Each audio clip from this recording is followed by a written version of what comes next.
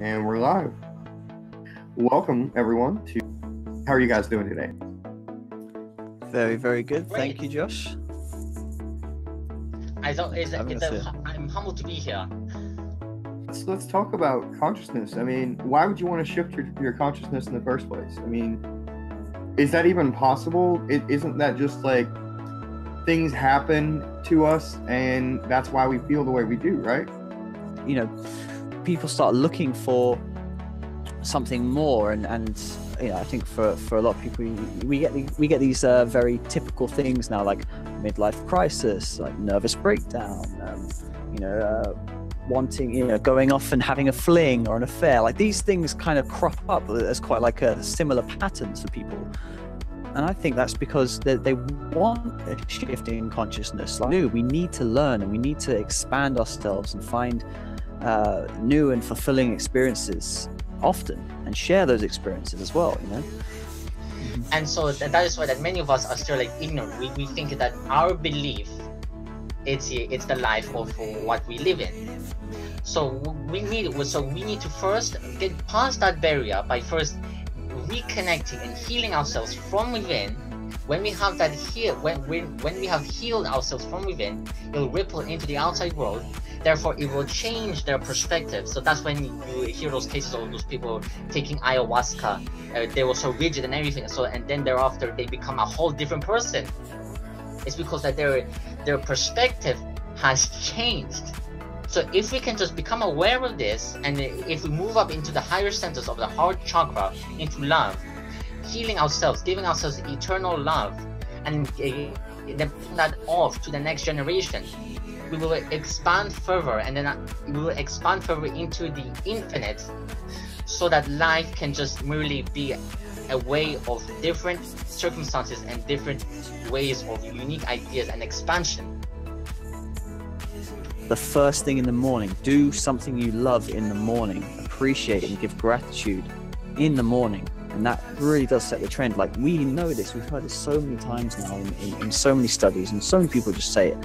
What you do in the morning affects your day. You get out on the wrong side of the bed, or you wake up and stub your toe or smack your head on something. It's like, one of those days. Yeah, you're gonna make it one of those days, because thoughts will influence your feelings and your emotions, which will influence your behavior and how you act in the world, which in turn will influence your results of the type of world that you're creating. And so I had to kind of dead stop myself and say, okay, well, what are the thoughts that I'm having? How does those thoughts make me feel? How do I act when I'm feeling that way? And then look at the world around me and say, are all those things lining up? And lo and behold, they were. That is when the negative thoughts are most at its weakest. And that's when like you said, that when you have negative thoughts, we must immediately think of something greater and positive than we actually are. That's when those thoughts are most negative as well. But I think our thoughts, if they're not producing that feeling of, I'm grateful to be alive, I'm grateful for the opportunities ahead of me, I'm happy to wake up today because of the things I get to do today. If my thoughts aren't producing that, then I can't really think that my thoughts are going to be producing a very enjoyable life. As you say, so shall it be. If we say I'm going to keep slogging around in this, then yep. So you could basically say that the main cause of everything, you could say, is my idea. Feel free to expand upon it. Just the main cause of anxiety, depression, is just how we treat ourselves, and in thus how we treat our people, such as the 8 limbs of yoga, the Yana, Niyama, the second limb. How the first to the second limb, how we treat ourselves, therefore will dictate how we treat each other. If we don't have union within ourselves, we will not help with the next generation, or even how we interact with people. So therefore, it will keep on sprouting a cycle of anxiety, of a war, of depression, of all. It's not for no reason that you choose to put yourself through this state of suffering, but that you do it specifically in order to really to have that experience and gain a new level of wisdom and understanding by stripping yourself bare, down to, you know, like when all of you is destroyed, what is left but the immortal soul? And like just being able to like touch that, connect with that is such a, I think it's something that at least anybody on a spiritual path can say that that's kind of what they're striving for, right? That's kind of what it's about, is really connecting with the eternal consciousness that's within and moving through all of us. With the depressed people, it's not that they have a mental illness, it's just that they see the truth about the world. So that can actually give you a lot to think about. That many people, and I feel like that you really resonate with this, Josh. Like many people in today's world, they become so desensitized to the fact that that they don't see that the reason why depressed people how they are like that is because that they actually see the truth on how we treat each other in the world and how the world actually is. So you can see that anxiety, that sadness comes from just seeing the truth about how the world is. I can still get triggered, I can still have these negative experiences, but as soon as something comes up in me, I look at it from the perspective now of like, not necessarily why is this happening, but that's a good way to look at it, but what lesson do I need to learn from this experience, as opposed to like, where's all this coming from? Why is the universe testing me? Well, yeah, that's a good question, but also like, okay, well, what can I do proactively to learn from it in a way that allows me to take that next step? I don't have to judge it anymore as being a positive or negative experience, because those labels are kind of irrelevant, because it's just experience now. So if I look at it through that filter, how can I grow from this experience?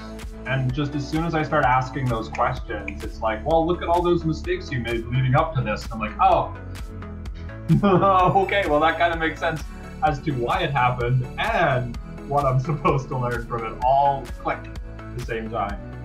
Those same painful events are gonna happen, and that's something that I don't think we can change.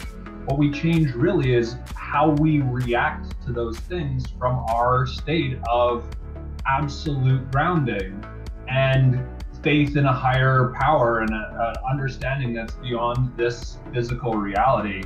And one of them too involves false hope, over certainty, and egocentrism, which are three things that a lot of people on the spiritual path is like, yeah, I'm spiritual and all these things. Well, let's see how spiritual you are when someone like smacks your ego, or when you have this overconfident belief of the way something's going to turn out and then it doesn't go that way. Like, how spiritual are you then?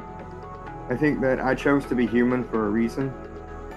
I think that reason was not so that I could get out of being human, and I think that's why I define enlightenment the way I do, in that it's not some place that you get to, it's a state of mind that you exist in. So anyone can be enlightened. Most people are a few times a day. They don't stay there very long, a few seconds at most. And the practice of choosing your mind state and getting in that flow, to me, is what everybody's really aiming for. It's Aaron now, and I am the experience of the unity of both of those beings, like that literal shoulder angel, shoulder demon philosophy is who we all are, I feel. And we all have that potential to flip back into that negative perspective and really just be always focusing on the bad side. And then there's those who are only focused on the good side, and that gives, like, a lot of people, I feel, like push away from spirituality because a lot of it that they see is, I want to use the term sugar-coated, from all the people who are embodying that super light being without that degree of realism or that suffering, or not looking at the Taoist full, the good and the bad and the good, and being both at the same time. And so just through my own personal experiences, I've had that connection. And once that happened, like, life changed forever from that point. It's all about unifying the heart space and the mind in one, because we learn every single time that life and that the brain controls the heart. But in essence, it's actually a mutual cooperation between the heart space, the heart and the brain. So that's it. If we can manage to just simply expand ourselves from this concept about who we are, we can discover new aspects of how we work. So, and it takes just simply a major catastrophe like a tsunami or an earthquake or to destroy or wipe out an entire civilization for an order for humans, us, to come together as one. Because when an accident happened like 9/11, they literally said that the magnetic field of the earth expanded. So that shows when we come together,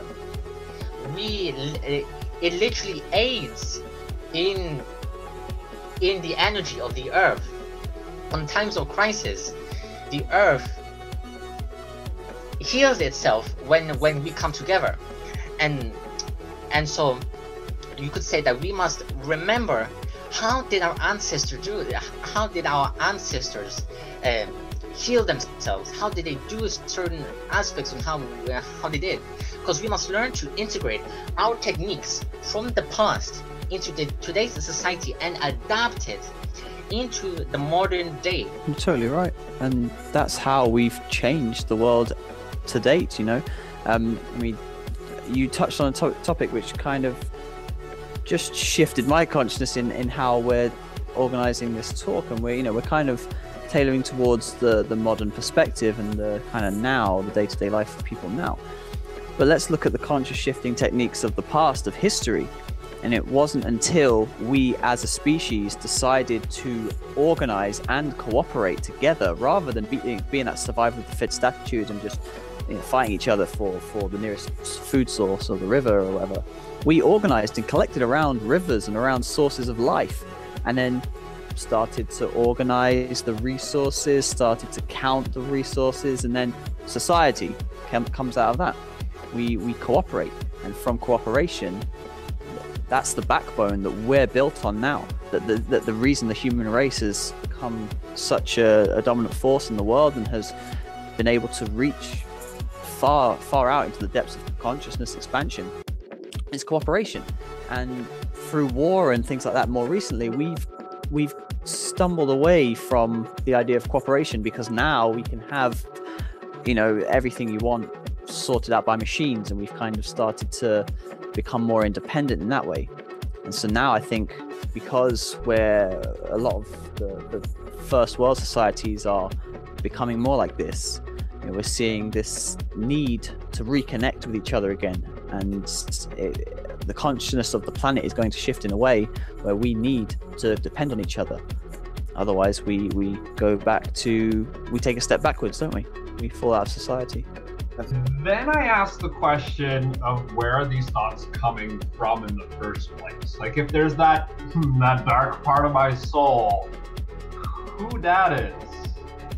It represents this indestructible radiance, this being who's this immortal soul, which we all carry. And so I was like, okay, well, if I have this higher being, then I can probably appreciate that as above, so below. I probably got me a lower being too.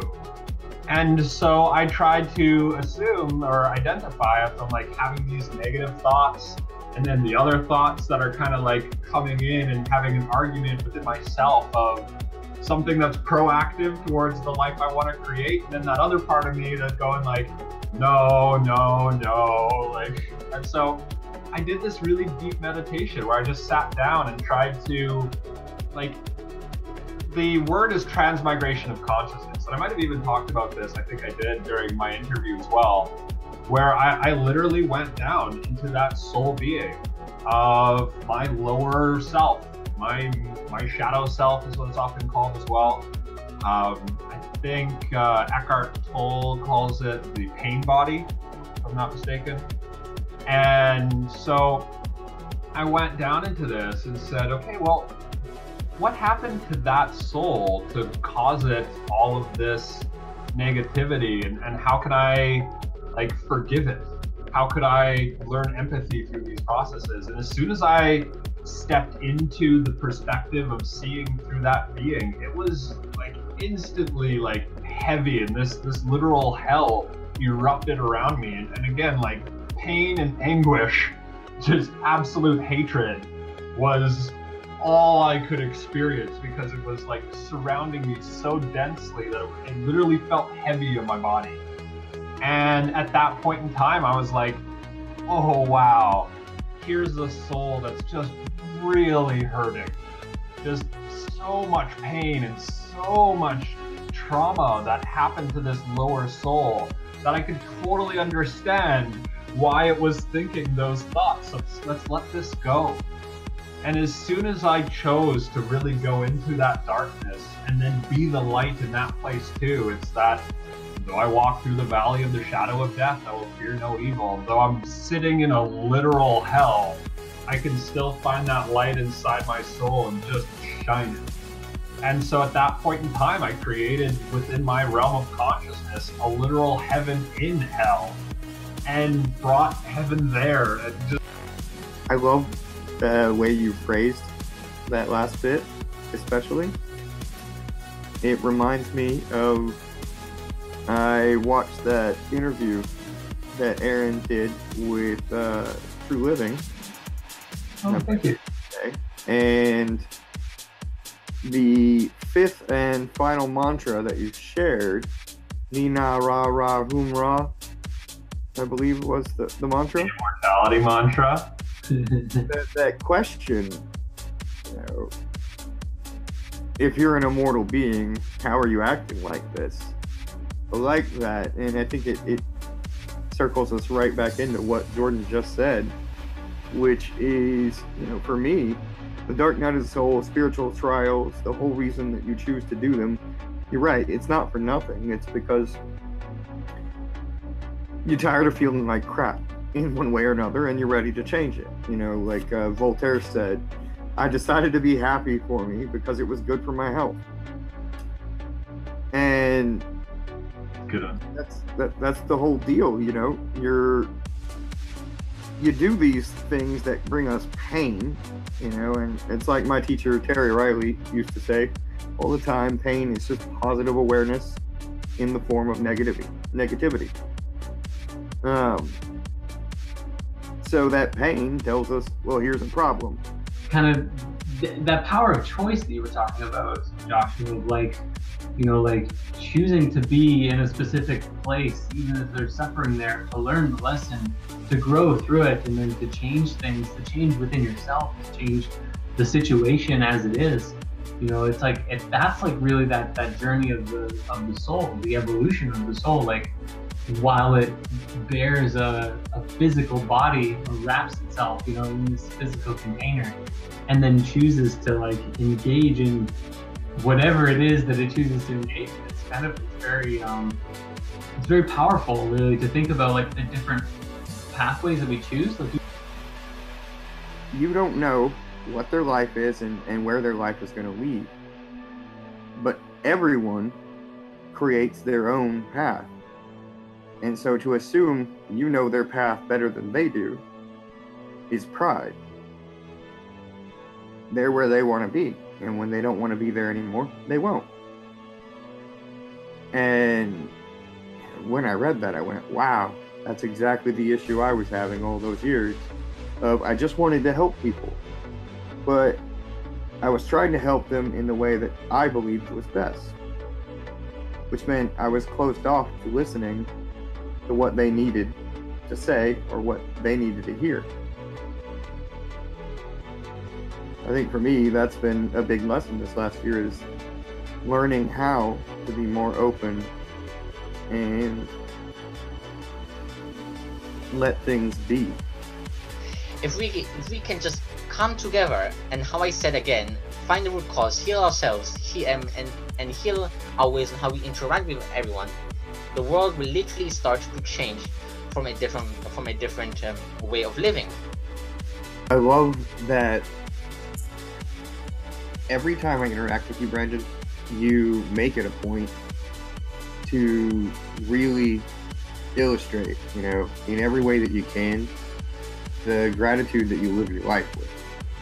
And I think that it's something that all of us, if we took a little more time to be mindful of, would be feeling that way a lot more often. Anything we do helps just one person. Yeah, that's enough. Indeed. Yeah, More than enough. I would just like to say just one more last thing that I am grateful for. It's just literally just the both of you. I am humbled to be in your presence, especially you, Joshua. You're such a beautiful person. Like literally, I can feel with each word that you say, that you talk. It's like there's passion in each word that you give off. That resonance that you really want to help people. And I really feel deeply humbled for you as well, meeting you, Anthony, as well. I just have this. I just have like this chance to really help and just expand my mind and just help people and how they grow and just let me just enjoy life, just who we are, what we are.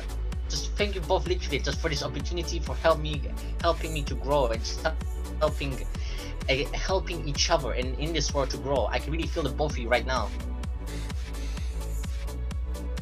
Thank you, guys. Namaste. I wanted to say thank you both very much for this conversation. Thank you so much for having us. It was a pleasure. Yes, so happy to be here, and hopefully we'll have another call, potentially the full hour or two. Sounds good. We will talk soon, and I hope everyone has a wonderful evening. And the one last bit of parting advice is, if you find yourself in this dark night of the soul, if you are questioning your faith in yourself, in the universe, in anything, stop, take a deep breath, and remember the last time you felt loved. And if you don't have one of those times, just go find a mirror and keep saying it to the person you see until you feel it. I love you.